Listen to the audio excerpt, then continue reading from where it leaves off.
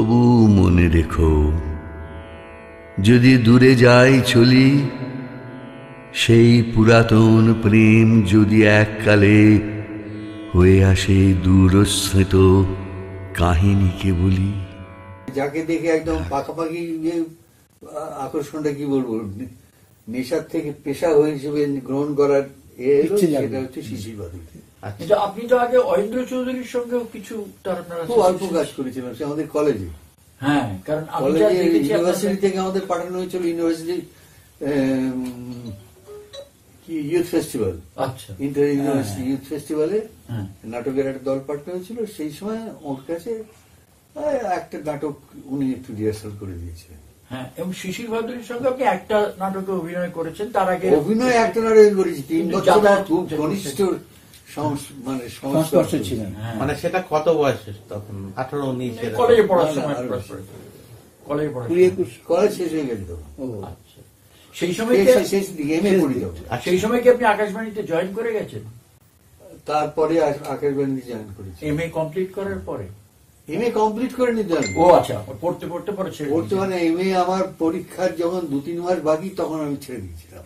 আচ্ছা, তখনই আর ভালো লাগছিল না পড়তে। আচ্ছা আচ্ছা, তো বাড়িতে কিছু বললো না? হ্যাঁ, বাড়িতে বাড়িতে কিছু দেখাতে হবে যে আমি কিছু করছি, সেই জন্য ওই চাকরিটা নিয়েছিলাম। কবিতার ক্ষেত্রে কবে আপনি মানে কবিতা লিখতে শুরু করে আমি 9-10 থেকে, ক্লাস 9-10 থেকে। আচ্ছা আচ্ছা আচ্ছা।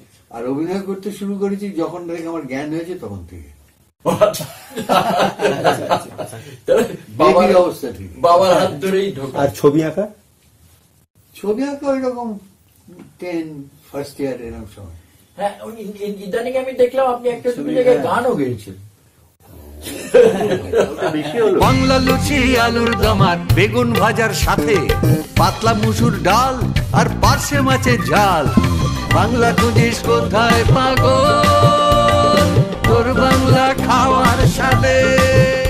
কিন্তু ছবি আঁকাটা এখন তো আপনি সিরিয়াল মানে একটা প্রদর্শনীয় হয়েছে, কি ব্যাপার দেখছিলাম। আমি দেখতে গেছি তো, উনি ইনভিটেশন বিজ্ঞাপনের গান না, ছবি আঁকা।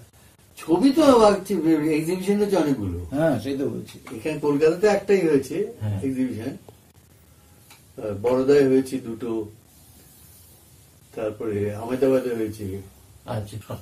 সত্যি বেশি দেখিনি, কারণ আমার ছবি দেখতে যাওয়ার সুবিধেগুলো আমার এখন চলে গেছে। এখন কোনো লোক ছাড়া আমি যেতে পারি না, আমার সেরকম লোক নেই যে আমার সঙ্গে ছবি দেখতে যেতে পারে। এখন কোনো ট্রান্সপোর্ট আমার লাগবেই, আমি কোনো মানে ট্যাক্সি ফ্যাক্সি ধরার, হলদে ট্যাক্সি ধরার বাইরে ছেড়ে দিই। আমি ওই ওলা উবের ডাকতে জানি না। কিন্তু যে ছবিগুলিতে আপনি অভিনয় করেন তারও তো প্রিভিউ হয়। হয়তো কি হবে, আমি সময় থাকি নাকি? তারা এসে যখন বলে আমার তখন সময়। কুয়েতের একজন মহিলাকে লিখেছেন যে উনি রবীন্দ্রনাথের কিছু কবিতা ওনার হাতে চলে আসে, তারপরে উনি বাংলা ভাষা সংস্কৃতির উপরে ওনার আগ্রহ তৈরি হয়। তো এরকম অনেকেই রবীন্দ্রনাথ সে আছে, অনেকেই নয়, তার সংখ্যাটা কম। পৃথিবীর লোক সংখ্যা কত, আর তার মধ্যে এরকম কত আগ্রহী করে ভেবে দেখলেই তো বুঝতে পারেন। ঠিকই কথা, আগ্রহী। হ্যাঁ, কেউ কেউ তো নিশ্চয়ই আছে না। সমস্ত পৃথিবীতে খুঁজলে হয়তো 1000 কি 2000 লোক পাওয়া যায় ওরকম। যেমন এখানে শুনেছি তার থেকে বেশি অনেক জায়গা আছে, ইউরোপে অনেক ইউনিভার্সিটি আছে যেখানে রবীন্দ্র চর্চা হয়।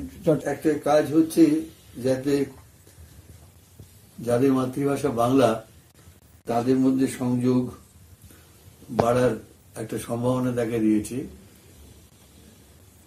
এইসব যে মাধ্যমে হবে, পোর্টাল টোটাল এগুলো আমি নিজে বুঝি না, কিন্তু যদি এমন কোনো ব্যবস্থা হয় যাতে অন্তত সংযোগটাও বাড়ে, তাহলে আমার মনে হয় সেটা বাঙালির সামগ্রিক উন্নতির দিকেই যাবে।